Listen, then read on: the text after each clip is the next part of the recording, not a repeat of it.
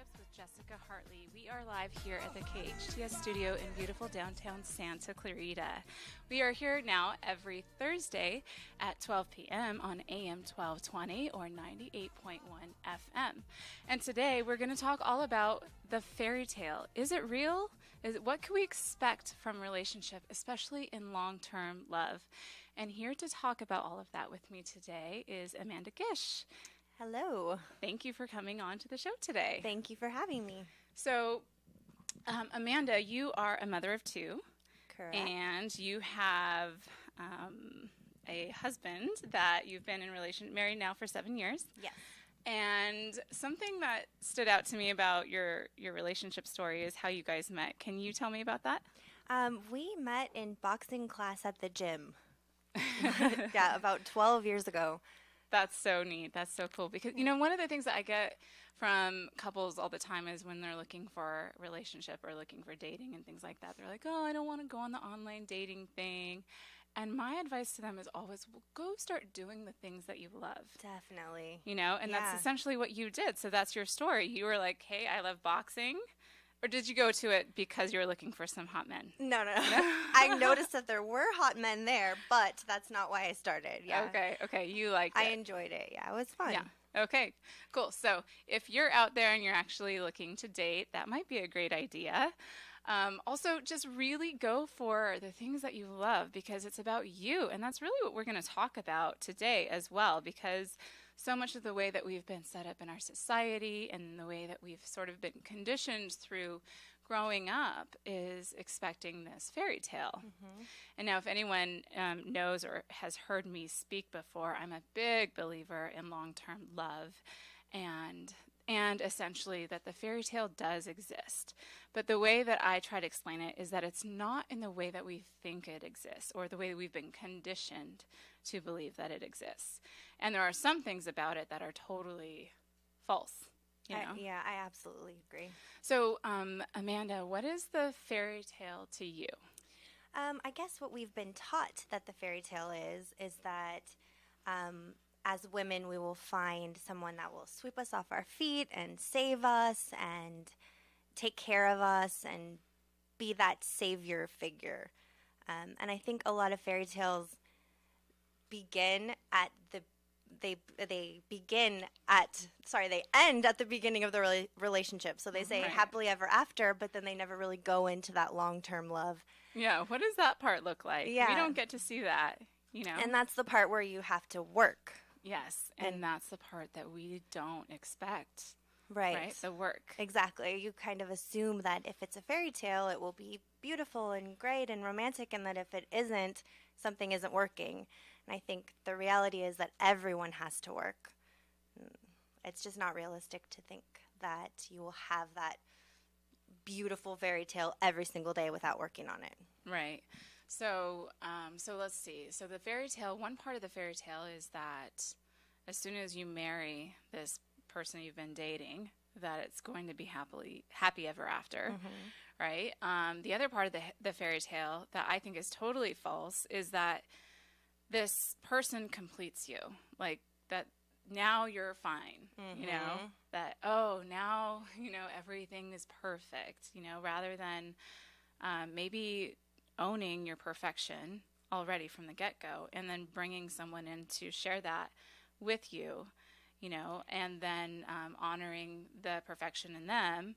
And when I say perfection, it's obviously perfectly imperfect. Absolutely. Right? Yeah. That we're whole and complete as we are. And then we get to come together and share our whole and completeness and our imperfections as we are together in a journey. Definitely. And I think that both parties have to be willing to work at it and acknowledge that you're whole separately and now you're building something totally separate together. So it's not like I need him to make me whole, like you said. It's that we are both whole coming together and building something new together to enhance what we already have. Yes.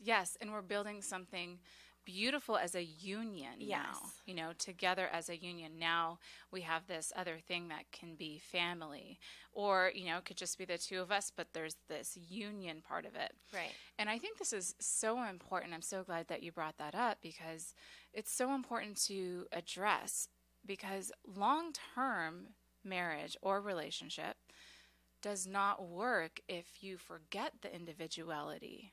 Absolutely.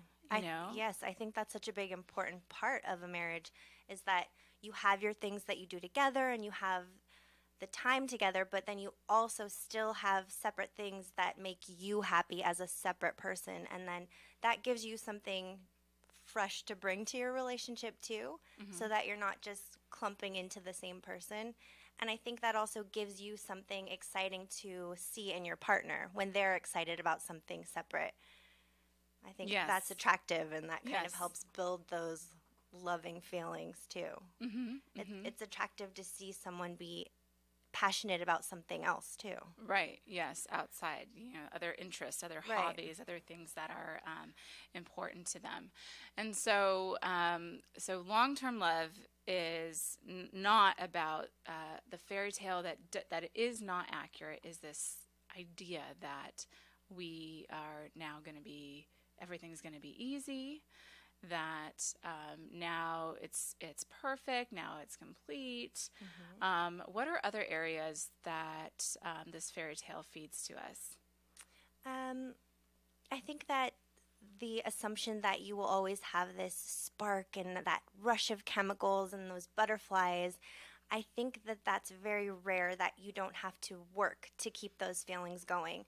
I think that you can keep them going, but you have to find ways to do that. So whether it's like having date nights or doing new things together, or reminding yourself, I think, to look at your partner the way that you did when you first started dating them. Because I think it's easy to kind of get into a routine and get things done and start looking at them as like a friend or just a business partner. And I think you actually have to remind yourself why you first fell in love with them to get those feelings going again. And I do think that takes work sometimes. Yes, absolutely. So that it's not going to take that. It's not just going to be smooth sailing. That there's going to be hard Right. points. There's going to be some conflicts that come up, some challenges, Right. and we have a natural tendency to take each other for granted. Absolutely. Yes. This is something that we have to sort of know about myself and also know about my spouse. This other person that I'm entering into this relationship with. And eventually, so let's say that, we're speaking to someone that's about to get married. Eventually, they're going to take you for granted. Right. You Yeah, know? that's definitely true. And I wish I had heard that, I think. That Yes, would have been same. so useful.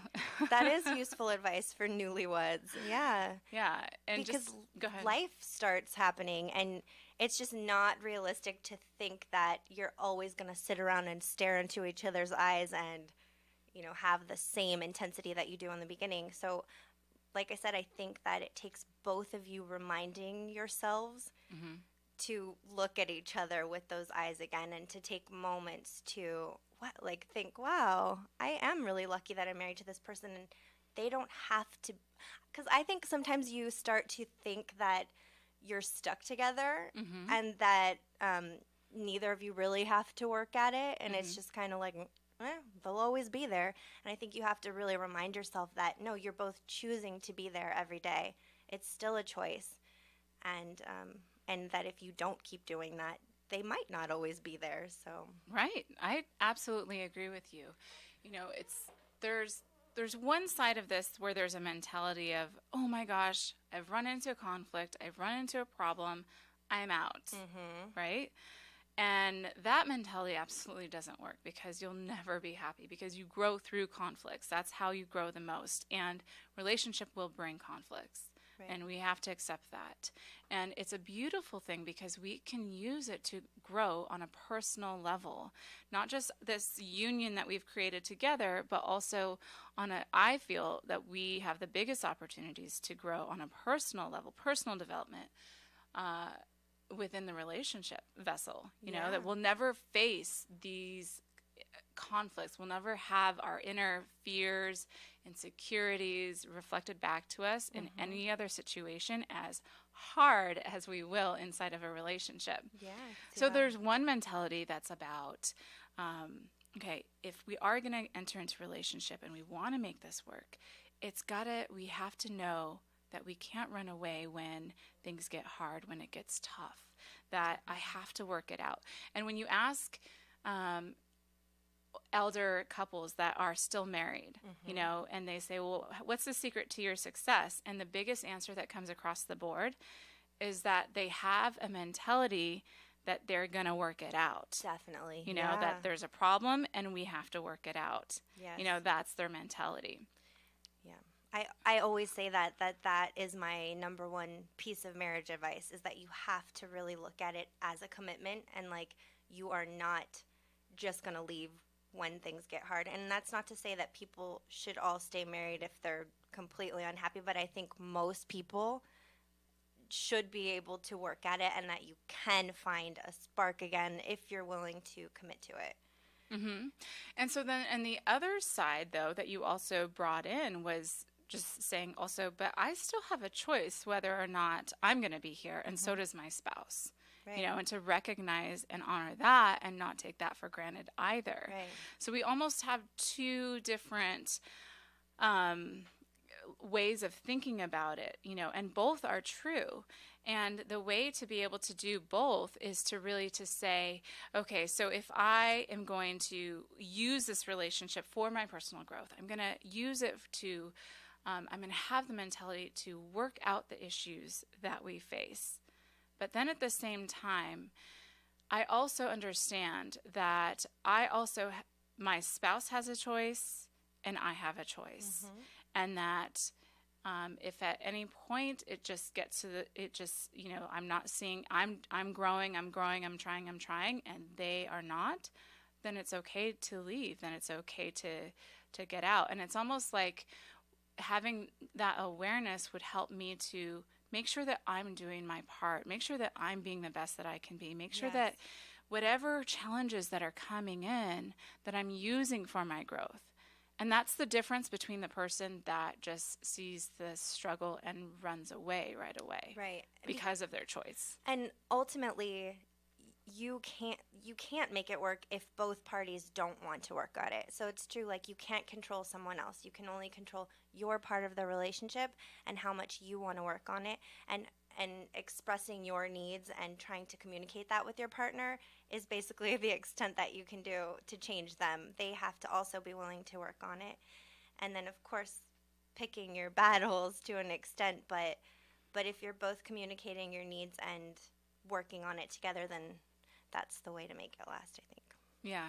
And the other thing that I think we don't understand entirely about relationship is that we do actually have a way to influence the relationship, and that's by taking ownership for the area that we do control, my domain.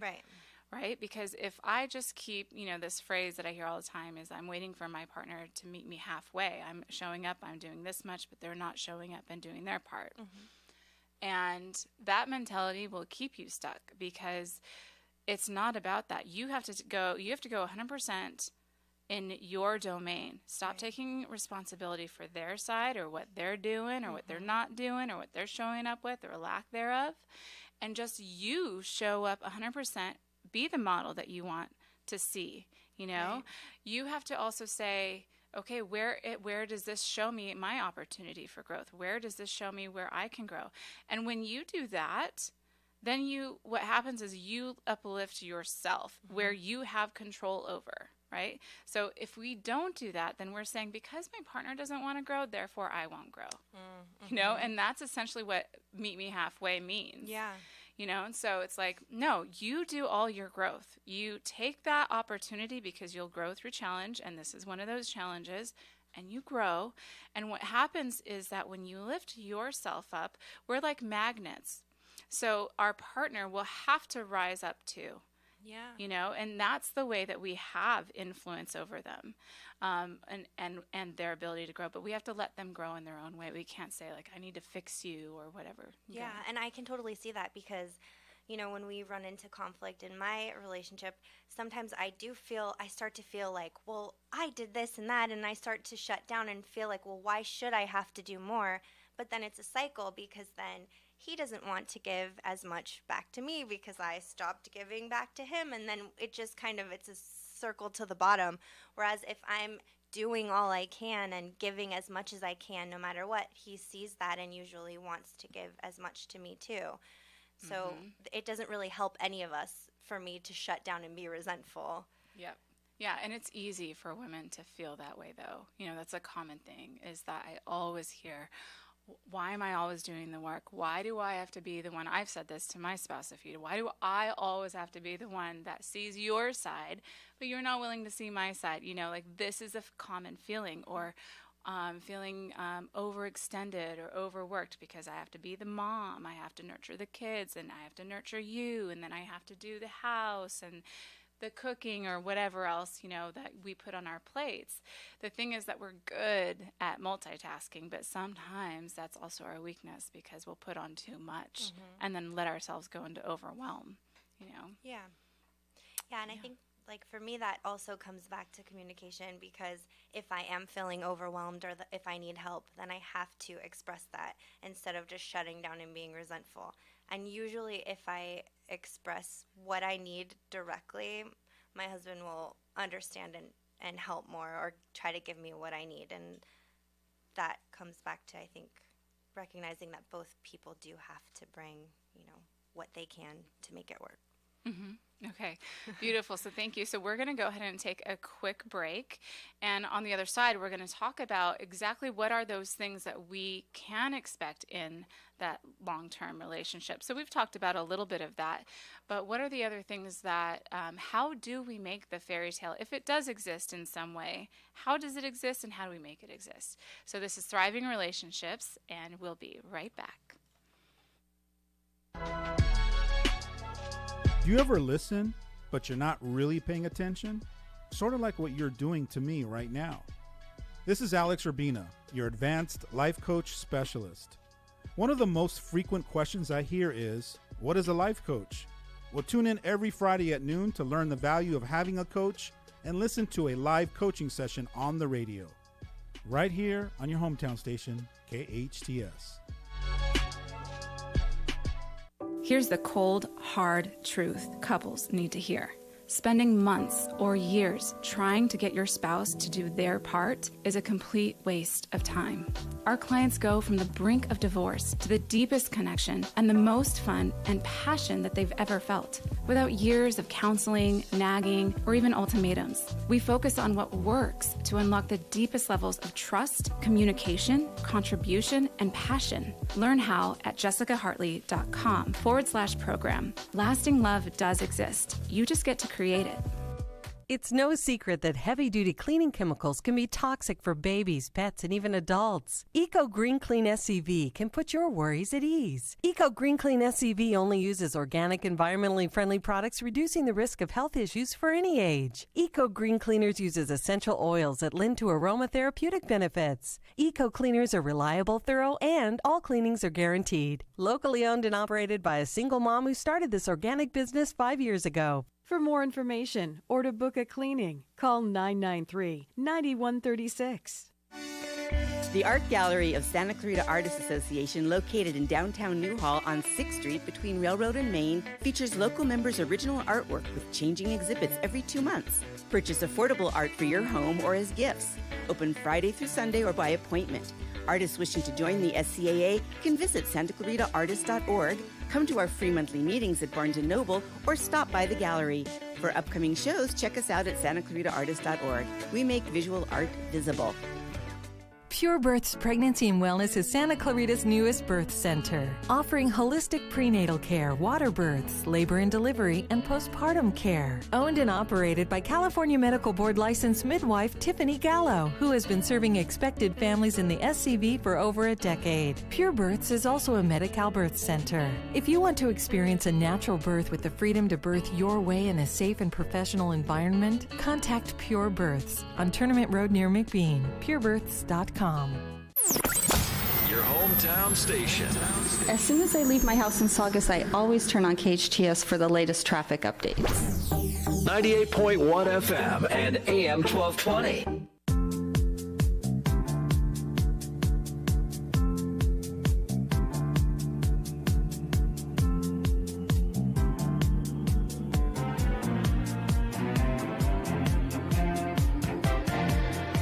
Welcome back to Thriving Relationships with Jessica Hartley. We are here live at the KHTS studio, and today we've been talking all about the fairy tale. Is it real? What does exist in reality, and how do we get to that place? What is the most efficient, the easiest, the most rewarding way to get there to that place? And to help me discuss that, I have Amanda Gish here with me. And we've been talking about this facade, about the fairy tale, because, honestly, for me, in a way, it was hard for me to realize in certain things about how it didn't exist. And here, let me tell you why. I didn't have the best model of love, growing up. My parents, my father was alcoholic and abusive, and they divorced early on. And then I watched my mom struggle from relationship to relationship and get divorced a few other times after that. And she actually now recently, as in the past 10 years, found one, and he's amazing. Wow. And it seems really great. So it's also, there is a fairy tale at the end of her tunnel too. Yeah. But, in my experience growing up, it was like I did not have that model of love to go by. So the one that I had was the one that I saw in the fairy tales, and so that's what I started to expect from love. And then at the same time, I also had conditioning in the opposite extreme that I couldn't trust it, that I couldn't trust a relationship to eventually work out over time, And as I was dating my husband, there were things that I did to self-sabotage the relationship when we started getting closer and closer, further and further into commitment, Yeah. And so, out of fear, I was reacting from that place of, oh no, let me protect myself, Yeah. So what was your relationship like, or what was your model of love like growing up? So my parents have been married for, I think, 30-something years. Yay, yeah. Good for them. So a pretty good model. I mean, there are definitely things that I take away from it and that I've learned from, and then there are things that I do a little bit differently in my relationship. But I think that did show me, I always had that expectation that you can find someone to be with forever, and that it will work out, because I think overall they showed, they were a pretty good example of that. But I think that I also totally had that fairy tale, narrative pushed on me. Yeah. And I think all children, especially little girls, have that. Yes. And I think I'm a little nervous about having my daughter get that savior complex. I don't want her to expect someone to save her. And I wish there were more examples of that in the media, of just people taking ownership of themselves and their own lives. And I also wish we had more models of long-term love. Absolutely. Instead of just the beginning. Like? Yes. Yeah. And how do we get over those big betrayals or those big conflicts? Yeah, absolutely. And still make it work, And at what point is enough enough? That's the other question, right. How long do I keep trying, is the thing. And when do I have that choice to leave? And when should I take it? And when is it good and beneficial for my family and everything, right. know? And those are those questions. So, but what I'm interested in is then, so you saw that your parents would have conflicts and fighting and things like that, and you saw them overcome it. Yeah. Yeah. So you sort of, in one way, in some way, you also had that model of what to expect a little bit in that long-term love? Yeah, I mean, I definitely expected that there would be conflict in a relationship, and that doesn't mean that a relationship is necessarily over. However, I never saw the type of conflict that, I imagine alcoholism, or when you there's different levels of conflict, right? So I think, I saw basic relationship stuff, and I think I'm interested to hear what you think then about when the right time to leave would be, and what level of conflict would be acceptable in a relation. That stuff is interesting to me. Yeah, and the other thing though that is important to point out is that there's physical abuse and there's emotional abuse. And sometimes we put all that weight in the physical as if that's worse. But the truth is that emotional is at minimum as damaging, if not worse. I can see that. You know, and a lot of times we say, oh, you know, my father, you know, or I'll hear my father would never, you know, hit my mom or anything, but he criticized her a lot. And he, you know, like there was a lot of that happening, you know, so it's like that is actually can be more lasting and cause more internal damage than the outward damage. You know, the outward damage you can almost heal from better in certain ways. Yeah. But the internal damage is a little bit harder sometimes. Yeah, okay. You know, because there's a deeper level of work that has to be done there. But it's work that we all must do, really. And it's essentially, what I believe, one of the biggest reasons why we're here, sort of as souls having a human experience. You know, that we're here to learn, we're here to uplift ourselves and to experience joy, you know, experience the joy of life that life has to offer. Yeah. So what we've figured out, what we've ironed out at least, is that there's no such thing in the fairy tale that it completes us. And that secondly, that you know, that we haven't had any models really in the fairy tales of what long-term love looks like. And so the fairy tale doesn't just end as soon as you get married, you know, and it keeps going on happily ever after from there. Actually, it's going to be very bumpy from there. And you're going to face challenges and you're going to have conflicts and you're going to have to overcome them. And your spouse will one day take you for granted, probably several times. And those are times that you're going to have to overcome in order to keep and maintain that happily ever after. The other thing that I believe that the fairy tale gives us is that it puts not only ourselves, but our spouse on this pedestal. So, not that we shouldn't honor and adore our partner, which I believe that we absolutely should. But it puts us too much on the extreme of where we think that they can't make mistakes. And that as soon as they make a mistake or they show their weaknesses or their flaws or their imperfections, then we say, whoa, who is this person I married? And why are they doing these things to me? Yes. You know, and we start taking it personally. It's hard to step outside of that when you're in it and see the bigger picture of what's really going on, you know, but the fairy tale conditions us in a way to see, for example, this knight in shining armor who we've married as flawed. Right? Yeah. You know, like, yes, they're flawed too. They're human too, just like we are. Definitely. And they grew up with their past and their conditioning, and they have their own insecurities and their own fears and their own ego. And all that's going to come into play in the relationship, especially in long-term love. Yes. And so will my stuff. Right? Definitely. Yeah. And so that's where the conflicts and the challenges start to come in. And that's where we start to see that. And so, you know, what I like to say is that at that moment that you feel that your spouse is taking you for granted or, you know, being unthoughtful or rude, you know, their weaknesses are coming out, you have a choice if you're going to create long-term love. And that choice is, do I rise up and be the bigger person, meaning be the one that can see them for the good in them and be the one that will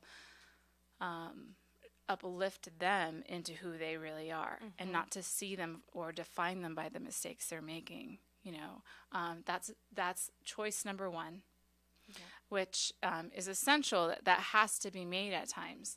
And then the choice number two is to say, you know what, I need to take some space for some self-honor. I've had enough, and I'm going to create my space and be more self-honoring because this is not okay. It's happened too much or whatever it is. And I'm gonna create space. Doesn't mean divorce, but it means space, because sometimes when we get into a relationship, we forget that it has to be cyclical in the sense of my individuality and my self-honor and our connection and our togetherness. And that they both can't necessarily exist at the same exact moments. Right. So they can exist in the same relationship, but not in the same moments.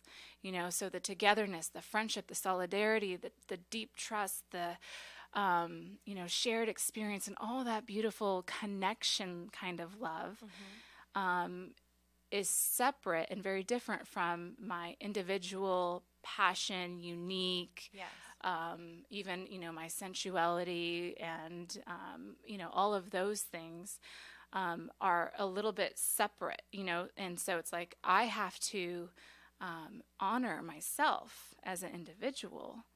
And if I feel like if one thing that I give advice a lot is that when you feel that it's like just too much, that's when you take some space. That's when you say, okay, like I just need to honor myself. And that could be, at most, maybe a separation of sorts, when, if it feels really bad or it feels like it's been just too much. And it's almost like to nurture the relationship, that's essential too. But, that's the extreme. But I would also say it could just mean like, hey, I just need to take some emotional and physical space. Right. And it doesn't mean you have to separate in any physical way, but maybe some emotional space. Does that make sense? Yeah, definitely. And I think, I wonder that if you take even just a little bit of space sometimes, or if you even just go through in your head what it would look like to go through a separation, or because I think sometimes there's the other fantasy that like, oh, well, things will be better if I leave him. I think sometimes that becomes a fantasy, and then you sort of you don't think through what that would actually look is. like and what that would actually mean. Yeah. So I think sometimes maybe taking some space or just going through the steps of what that would actually look like and whether or not that's something you actually want is beneficial too. Yeah, it's like that saying though too, is that absence makes the heart grow fonder, which was in Robin Hood, I think, right? Fairy tale there. But that is true because, even in when you study desire happens more when there's some space between, you can't, if you're like this, like so connected to your spouse or your partner, then you just like, it's so much easier to take them for granted. Definitely. And we have to acknowledge that I'm going to do that and he's going to do that, or, whoever our partner is. And that we have to, create that space, that individuality sometimes, and allow our spouse to go and have their individuality, and allow myself. And sometimes that tension might just mean that we need to create space in the relationship. Doesn't mean that the relationship's flawed or wrong or bad or on the wrong track, or, that we're going to get divorced. It just means like, whoa, it's just a little wake-up call. Like, we need to get back into this cyclical rhythm of this in and outness, this individuality and this togetherness that we're doing here together. Yeah, and I imagine that it depends on the relationship, because I could see people having too much space where then they really need to find some common ground and something that brings them together and helps them build that thing that they need to have a relationship together. But then other people, like you said, are just the other side. Yes, the other side. You're right. So it's like we've got to also say, okay, at the same time, when there's this other extreme where we're, just too individual, not caring about nurturing the relationship, being a little bit selfish, or, the other word for that is taking for granted. Go ahead. Or because it's hard, sometimes it's easier to step away from it too much. I have these things that make me happy separate from the relationship. The relationship is stressing me out and I don't want to go back to it. That's another thing. Well, then you have to realize if you want it to still be there, then you have to go back to it and work on it too. Yeah. And you're right. Some people might just, I've heard, I've had many clients and couples say like, we just live together, but we have our own individual lives. Eventually when things just are so bad for so long, they end up going to that extreme where they have their entire lives as separate, living separate lives, only thing that's binding them together is maybe that they live in the same house and they raise the same kids. You know, and so that's when it's the other extreme where you've taken too much space. Right. You know, and so it's something that we have to be aware of. If we want to create this ideal relationship where, you know, what does that fairy tale look like? So let's just define that for a moment. If we were to say the fairy tale does exist, but just not in the way we think, it, to me, exists in a way of, all right, it's can be absolutely connecting, loyal, passionate, honorable, you know, where you honor and you adore each other, where you support each other, where you encourage each other, you have each other's backs, you parent, you know how to get on the same page, you're a team, right? You can have all of those things. To me, that's a fairy tale. Yeah. To me, that's like what we're aiming for. And you absolutely can have all those things. The caveat, though, is that it's going to take work. Right. There will be times that those things won't exist. Right. And I think part of the fairy tale is that if you love each other, it will just work out, and that just loving each other is enough. Instead of, like we were talking about, I think it does take more than just having strong emotions for someone to make a partnership work. Yeah. And so it's going to take that work, and at times you won't have those things. And that's the thing that I think that is important to acknowledge, is that that stuff isn't ever constant all 100% of the time, because of the way that we're going to take each other for granted, number one, and also because we are meant to grow, and we can't grow without conflict. And so that's the other thing that we have to recognize and also appreciate, that our partner will at times create conflict. And here's the biggest message about that if we can keep this and drive it home, then we can create this thriving relationship. Is that when we have conflict, when we have an opportunity for growth, it's not about being right. It's not about standing, arguing and fighting back. The key is rising above that conflict and being in how you are inside of yourself while you go through that conflict. Do you let this conflict disturb your peace or not?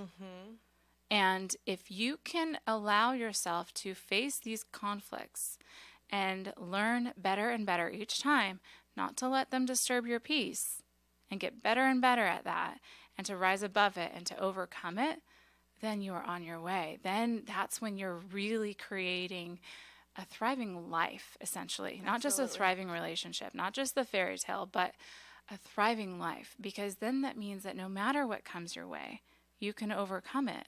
And it means that your peace is intact no matter what. You know, and that's really, I'd say, if there's any lesson, that's the biggest lesson.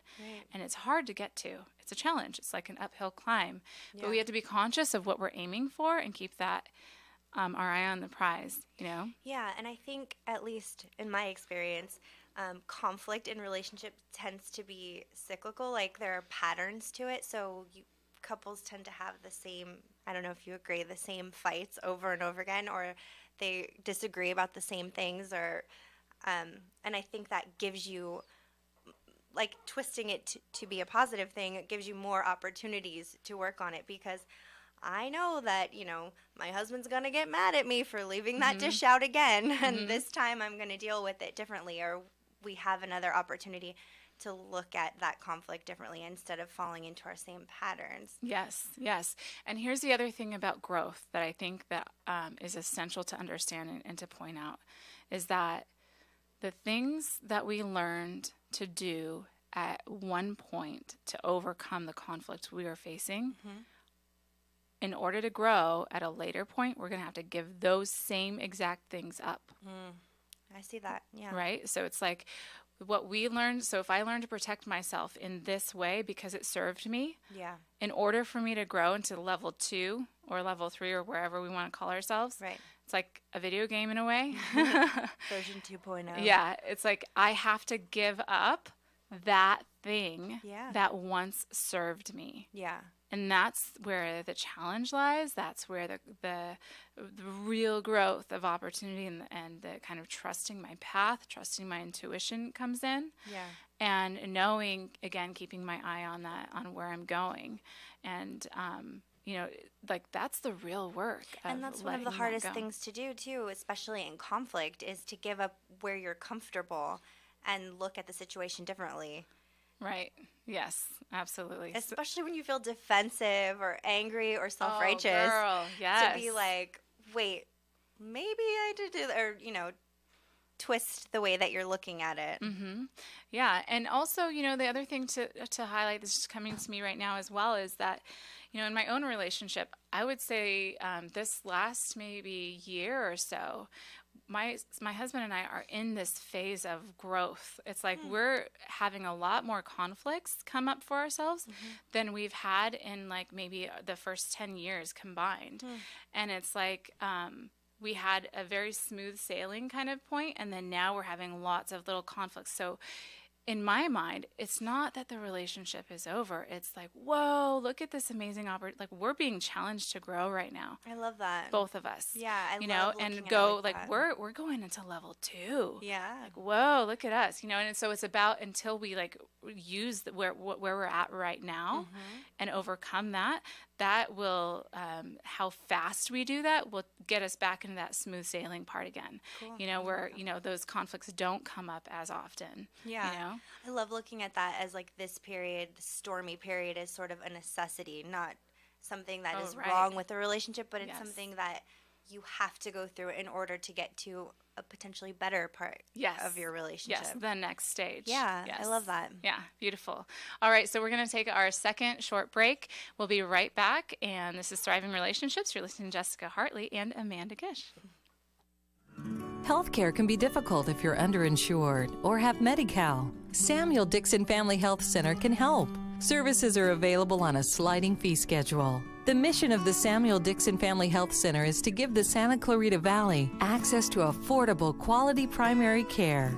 There are 3 locations to serve you: Canyon Country, Newhall, and Valverde. Go to sdfhc.org for more information and to find the location most convenient for you. Men, are you feeling tired, stressed, or just don't have the energy you used to? Did you know this could be related to decreased testosterone levels? Luckily, there's a safe, effective solution. Weeder Prime helps support healthy testosterone levels with clinically tested key ingredients. Just 2 capsules of Weeder Prime each day can help change your mood, energy, focus, body fat, and lean muscle. Feel the way you felt 10, 20, even 30 years ago. Rediscover your Prime with Weeder Prime. To find a retailer near you, visit WeederPrime.com. That's WEIDER Prime.com. We all know sometimes people lose their way. If you or someone you know is struggling with addiction, the Way Out Recovery SCV may have the answers you've been waiting for. The Way Out is the premier intensive outpatient treatment center serving Santa Clarita. Asking for help is the first step.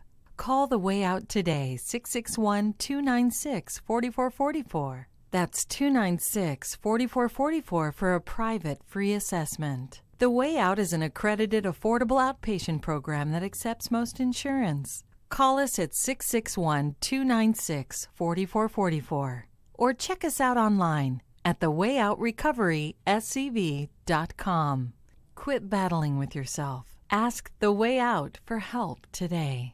Pure Birth's Pregnancy and Wellness is Santa Clarita's newest birth center, offering holistic prenatal care, water births, labor and delivery, and postpartum care. Owned and operated by California Medical Board licensed midwife Tiffany Gallo, who has been serving expected families in the SCV for over a decade. Pure Births is also a Medi-Cal birth center. If you want to experience a natural birth with the freedom to birth your way in a safe and professional environment, contact Pure Births on Tournament Road near McBean, purebirths.com.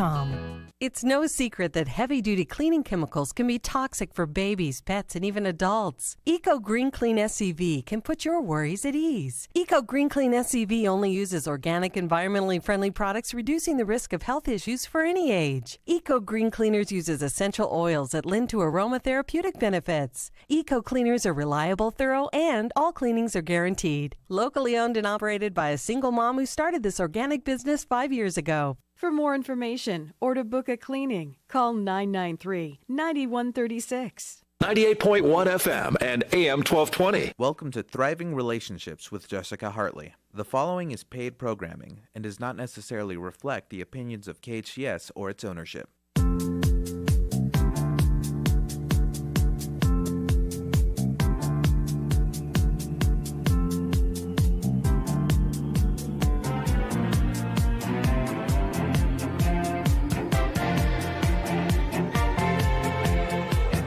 Welcome back to Thriving Relationships with Jessica Hartley. So here we are talking all about the fairy tale and if it's real, if it's not real, what to expect in the reality of long-term love and relationship.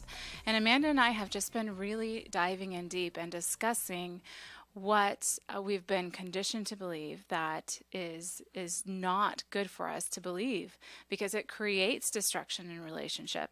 And those things are to expect that the relationship is going to complete us in some way, to expect that the relationship is going to be smooth sailing in any way, and also the expectation that our spouse is going to be perfect and never take us for granted and never have any flaws that they have to grow through. Right? Right. Is there anything else that we that causes destruction from this fairy tale? You know, Yeah. I Did think we you get covered it? it. Yeah. I Yes. think the biggest thing is unrealistic expectations, which sort of encompasses all three of those topics. Mm-hmm. It's just not expecting things to be smoother and easier because that's what we've been shown. Mm-hmm. I think yeah, that's the we biggest. have. Yep. Yeah. Yeah. So, and then what the fairy tale, how it does exist is that we can have all the things like connection and loyalty and commitment and honor and encouragement and having each other's backs and everything like that. But to also know that in order to have that, in order to create that, we have to know that it's going to take work. We have to know that it's not going to exist the whole time. We have to go ahead. I was just thinking, I think another part of the fairy tale that we get wrong is we compare ourselves. It's comparison. It's comparing ourselves to that expectation, to the fairy tale, or to even other relationships that we perceive to have that fairy tale, and not thinking about what they actually do to maintain that, or just, that people are different and relationships are different, and all you can do is work on your relationship instead of expecting, Instead of comparing. Yes. Yeah. One thing that I say often is that you have to just look at your own cards. Look at the cards that you're dealt. Right. And it's about how you move through the challenges that you're facing, because you have a different path than what you're doing here as a soul. What areas you're going to grow through are in your cards, so you just have to trust your path in that way and then learn to overcome. Right. And so just also just reiterating that it's not about as soon as we find a challenge that we're done. Yes. And it's also not about expecting or taking for granted that our spouse doesn't have to stay if they don't want to, and just also honoring both sides of that. And then I would say it would be about saying, okay, is this an opportunity, to do everything that I can to grow? How can I grow? How can I make sure that I do my part? How do I take care of my dominion and rise myself up so I can help raise my relationship up? Right. And also, if you chose this person to be your spouse, reminding yourself why you did that and finding those parts of the relationship, looking for those things. Looking for the good. Looking for the good, I think, is such a key. Right. So remembering that in any moment that our spouse is coming forward with their weakness or taking us for granted, we could either rise up, see the good in them, help uplift them, or take our own space and do some self-honoring time, and to remember that the longevity in a relationship has to have both connection and individuality. Right. Yes. Beautiful. Thank you so much, Amanda, for joining me on the air. And this is Thriving Relationships, and we will be back next week at 12 p.m. Thursday, same time, same place. See you then.